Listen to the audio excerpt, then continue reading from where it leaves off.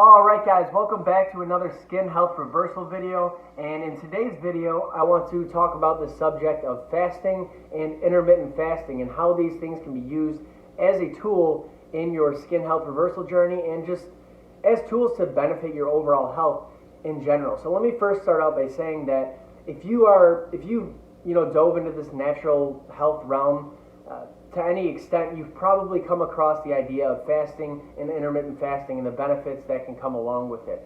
When it comes to promoting autophagy and the cellular regeneration process within the body, fasting and caloric restriction it's king.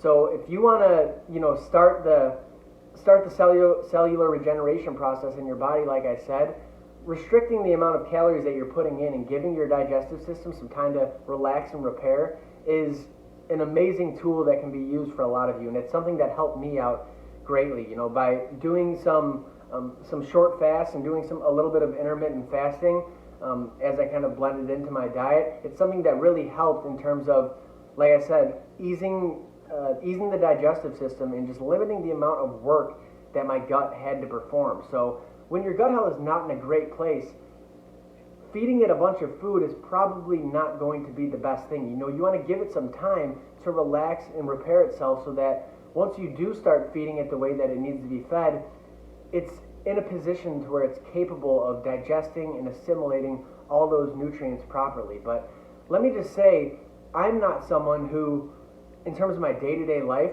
does great with big intermittent fasting windows. I do much better eating throughout the day and not going too long of a period of time without eating.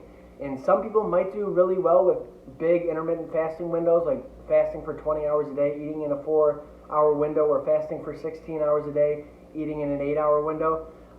And sometimes I do kind of the 16-8 method, but for the most part, I'm kind of at like a 12-12. So I'll start eating at 7 a.m. and I'll eat till 7 p.m. And like I said early on, that probably wouldn't have been the best thing for me. I needed to take some time to let my gut relax and sort of adjust and get ready to start taking in these nutrients and assimilating them. So I just want to say with this video, there's a lot of great information out there about fasting and intermittent fasting and how it can be used to benefit you in your health journey. But at the same time, it can be overdone. And just because some people are doing great with big intermittent fasting windows, that doesn't necessarily mean that you should do the same. So really what I want to say here is, although there are some great benefits associated with fasting and intermittent fasting, it can be easy to kind of fall too deeply into it and start to think that the more you fast, the better results that you're going to get. And that's not necessarily true by any means. Fasting too much can definitely be counterproductive for some people. So what's more important than what's more important than sticking to kind of the basic idea of what intermittent fasting is and forcing yourself into fasting for longer periods than you need to, what's more important than that is finding your ideal eating schedule. The eating schedule that optimizes your health indicators on a daily basis. Because in my personal experience, when I was intermittent fasting, I felt good in the beginning. But as time went on, it became very clear that I needed more calories spread out throughout the day. And it didn't matter how much I ate within that 6 to 8 hour window.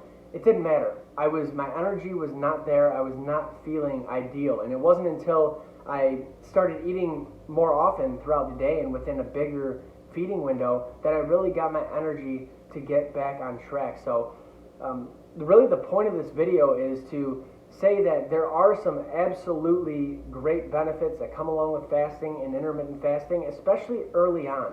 And when it comes to my coaching program, I start everyone off in my reset phase with some sort of fasting protocol. Nobody needs to, and not everyone needs to fast in the protocol by any means, but the reset phase is meant to be a fasting phase for the reason that if your skin health is in a bad place, your gut health is very likely in a bad place as well. So like I was saying before we start building that ideal diet for you, you want to take some time to let your gut relax, repair itself, and start to build just a positive bacterial environment within your gut.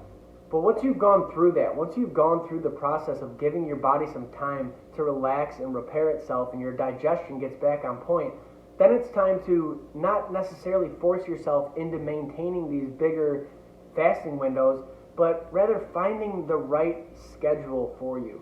Someone like me who has a fast metabolism, always been really slim, and I tend to burn through my food very quickly, eating within a small time frame, a 4 to 6 hour frame, and then fasting, for 20 or 16 to 20 hours a day, it was not working well for me because my body was just burning through my food, and then I'd essentially, my body was just starting to eat itself. So if you're someone who has a lot more weight to lose, that's when promoting that autophagy for longer periods of time might be beneficial. But it's not going to work for everyone. Some people might do really well eating in a 4-hour window, like eating from 2 p.m. to 6 p.m. every day, just having a ton of fasting and a ton of autophagy being promoted as they're fasting throughout the rest of the day. But then there's people like me who I would not be feeling good whatsoever if I was just eating within a 4-hour window every day. I need my calories spread out more throughout the day. I can't just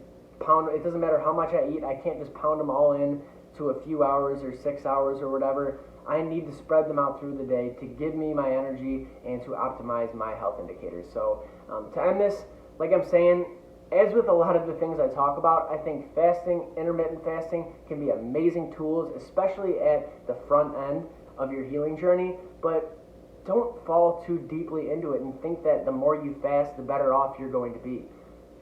Health and, building your ideal health is not about starving yourself and fasting. It's about nourishing your body to its fullest potential. And part of that is finding your ideal schedule and figuring out how to tune your circadian rhythms with the food that you're eating.